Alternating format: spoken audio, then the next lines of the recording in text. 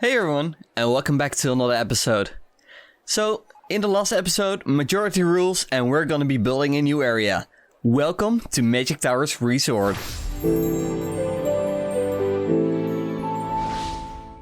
So, some of you guys were suggesting that I start building on the other side of the park now as well.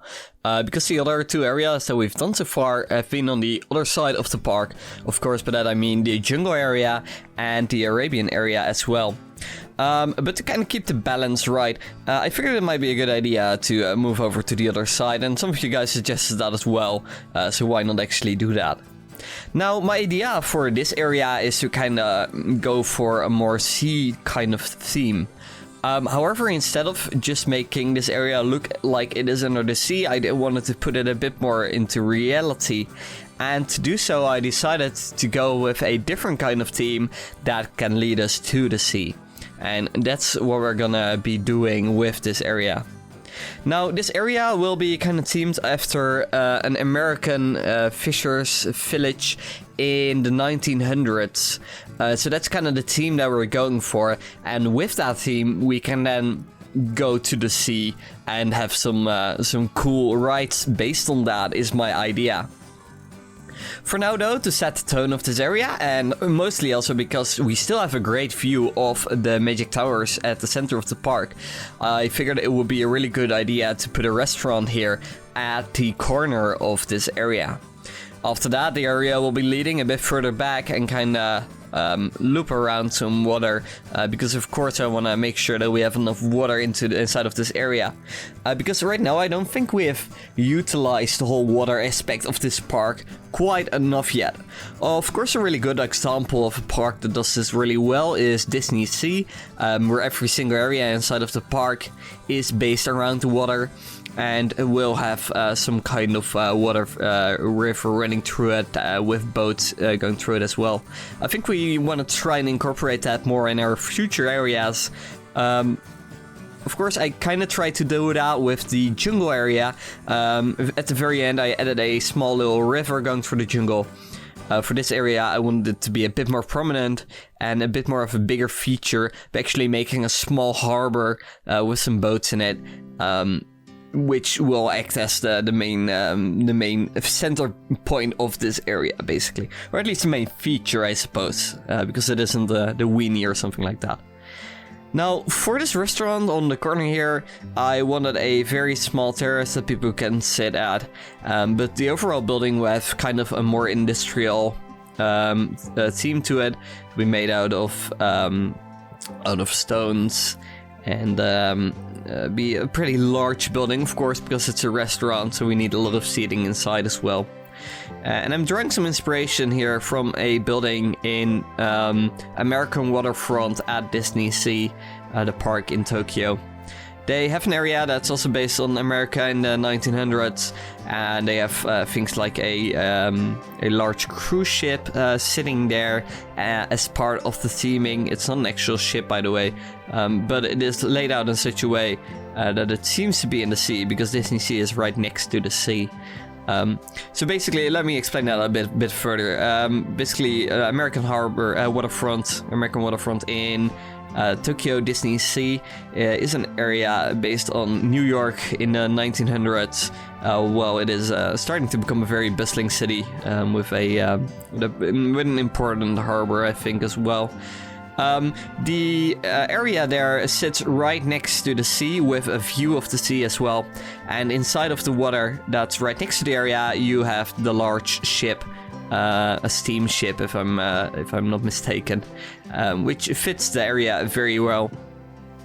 Now, the really interesting thing though is, even though it looks as if that ship is actually in the sea, it is not actually, because right behind the ship they have a little stone wall, basically, like you often see in places where boats are going around, and behind that little hill with the stones on it, there's actually an access road for the backstage areas, and after that you actually get the real sea. So there's a very small strip of land to separate the fake fabricated water area from the actual sea, which is a pretty ingeniously designed, of course, by the Imagineers.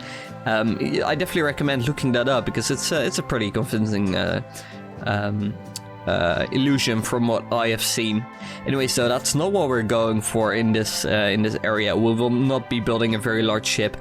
This is not meant to be a very large city. Instead, it will be more of a town, which will be somewhere in the United States or maybe even Canada. So even though this first building is a bit more industrial looking, or at least a bit more modern, most of the other buildings will be made out of wood, just to kind of give that town feeling as well. However, since we do need to be able to house some boats here, I do make a harbor out of the waterfront, basically. So that's kind of what I'm theming here. Some places where people can tie their boats up to the waterfront is essentially my idea. Now, some of you might be wondering how I come up with the design for my theme park. So most of it goes very organically, so I kind of just come up with ideas on the spot. But in general, I do have a big picture basically of what I kind of imagine the park to be in the end, without very precisely planning out all the themes and things like that I do want to have. A lot of those are still open for consideration, basically, or I may not even have ideas at all. For example, this area is something that I only very recently came up with as a way to incorporate the sea theme that a lot of you guys liked in one of my previous videos. But overall, I do have a bit of a master plan, basically, for how I want to lay out the park and the amenities around the park as well. And that's kind of what I'm keeping to.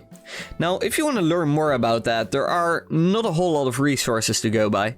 Of course, designing a theme park is something that, again, just like with the dark rides, it's done by a lot of people with a lot of very different backgrounds.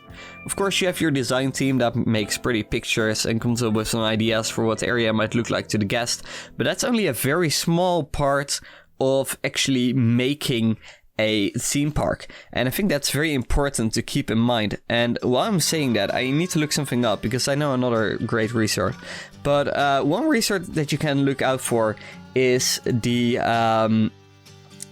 what is it called again? Theme Park Design by David Younger is a fantastic book. It's not very graphical. It's very, very heavy. But it has a lot of information in there about how you can go about designing theme parks. It's basically like the theme park, dictionary, if you will. They explain a lot of different parts that you will have to think about when you're designing a theme park, or at least that theme parks might have, and goes into very deep depth in how you can design those sorts of things, or at least what you have to take into account when you're designing such things. It's really interesting, goes into a lot of that. For instance, one example is they have an entire page about path layout, or at least the main layout of your park, in which they talk about the hub and spoke design, the grid design, a more random pattern, and the pros and cons of each as well, kind of talking about what might work for what sort of park and things like that. That's just one very small example. Another example would be how they're going to talk about nighttime spectaculars, how you can use fireworks and fountains and projections, and how all these kind of different things are used in different parks.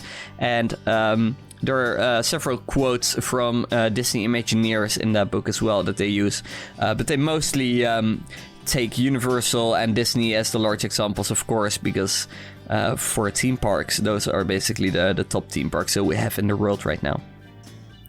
Now, before I move on to my next recommendation, you see me building a larger building here, and this will be the entrance to a ride. Now, you might think there's not a lot of space between the backstage area and this facade, basically. But my idea is that we'll be able to wrap the queue all around the path to an area where we have more space, and then actually start off the dark ride right there. And if the entrance, or at least the station of the ride, because this will probably be a track ride, is close enough to the path still, it will make for a long queue basically, while still allowing guests that are exiting the ride to really quickly get back into the area without having to traverse a very long path behind all the facades. So that's kind of my idea. That's what I'm gonna be building here. But back to a theme park design. Now, another really cool resource that you can listen to, and that is actually free, because the book I just talked about is not free. It's a very expensive book. It is being used at my university as a textbook, just to give you an example of what kind of book you can expect. It's definitely not the most entertaining read unless you're really into that sort of stuff. A more entertaining thing to just listen to is the podcast by Falcon's Creative Group. Now, Falcon's Creative Group is a company. I think they're based in Orlando, and what they do is they create themed experiences. Now, themed experiences range from things we see in theme parks to restaurants that have a very unique theme to it, and maybe interactive content, a lot of lights, and basically what we like to see in the theme parks is kind of what they apply to other venues as well, which includes restaurants and casinos. But also theme parks, and that's also what they talk about a lot in their podcast. So check out episode 18, I believe it was, of the what is it called again? Yeah, Experience Imagination is the podcast called. Episode 18. You can find it on the YouTube channel of Falcon's Creative Group, and the episode is called The Art of Master Planning. Now, in this episode, they are going to be talking about what to consider when you're actually planning out a theme park. Of course, when we're building a theme park inside of a game like Rollercoaster Tycoon, you don't have to go into as much depth because it just matters a lot less. It isn't real. People aren't actually going to complain. Especially your staff is not actually going to complain if the backstage isn't very efficient. But I think it's always very fun to kind of look for these resources and try to implement them for as long as it is feasible to implement them and still have fun with what you're doing, basically. Don't drive yourself completely insane and go into all the little details, because when we're just building things inside of a game, it still needs to be fun, of course. But those are just two resources that I can really recommend if you're interested in that sort of stuff. And if you like it, let me know in the comments, and maybe I can share some other resources that you can check out for other stuff related to theme park designs and attraction design in future episodes as well. Just let me know what you think about these recommendations. So continuing with the facades here that actually is gonna house the queue. You can see that I made the queue pop out just a little bit on the terrace there of that larger house on the corner. I just liked this little bit of interaction, and it also gives a better spatial awareness that the attraction is actually going to be in that direction, which might be important because let's say you're here with your family, and your kid and his dad is gonna ride this ride, and the mother and the grandma is gonna be waiting outside. They need to know where they are gonna get off of the ride. It needs to be at least somewhat obvious. So the queue here popping out and kind of interacting with the path beside it also helps to give these people a clue as to where the ride is actually gonna be, and also where they might get out. Usually where the ride is also where they are gonna get out. Usually these places are very close to each other.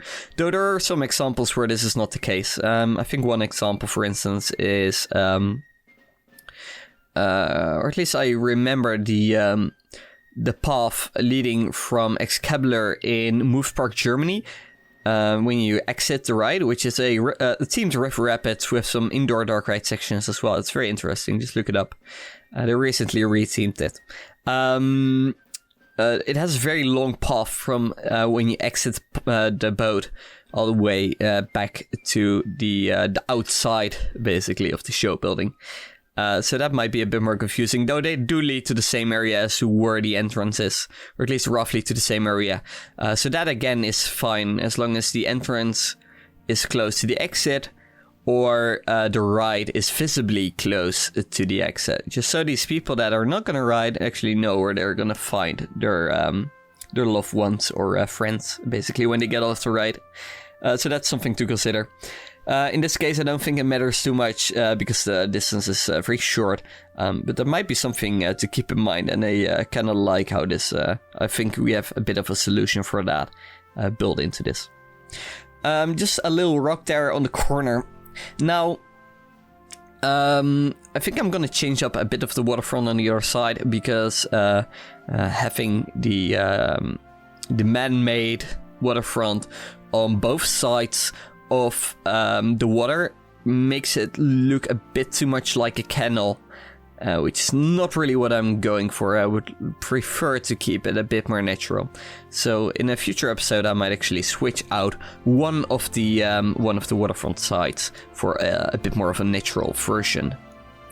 Now, I started building a boat here.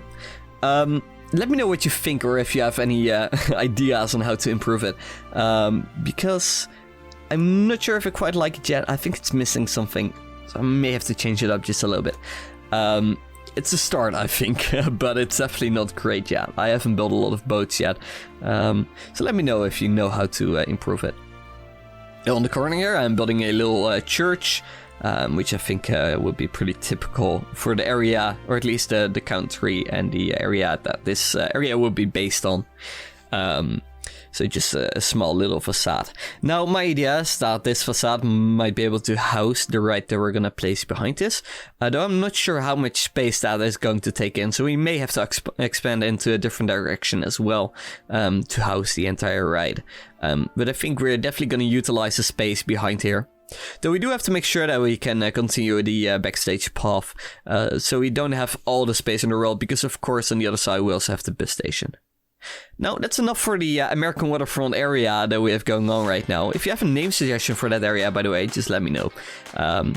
Speaking of name suggestions, the entertainment complex and shopping district doesn't have a name yet. If you have an idea for that as well, let me know in the comments below, because I'm desperately looking for a name and I haven't been able to come up with anything myself yet. So please help me out. Now, we're back at the entertainment complex, as you can notice. And I figured a few people wanted to see me build the next area, but I also had a few people who wanted to see me continue on the entertainment complex, or at least some of the other amenities around the theme park. So that's actually why I figure why not actually do both. So most of the episode has now been about the new area, but let's actually build some extra shops here. Now my idea here is that the parking lot on this side might be more used for the shopping district.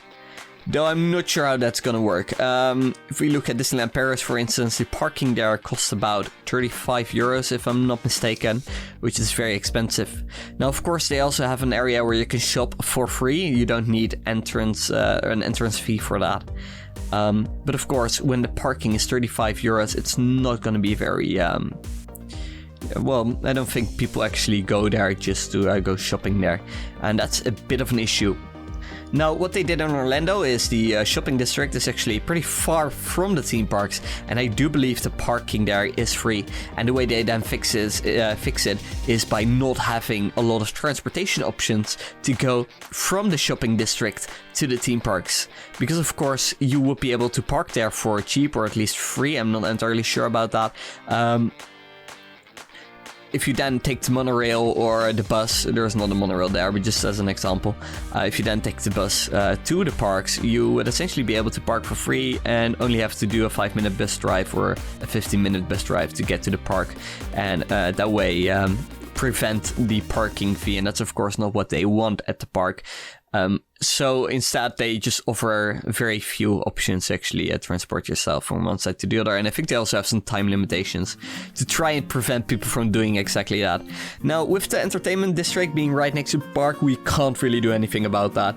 So maybe this parking lot on the other side is also just part of the larger parking lot. And you would just have to pay full price for it.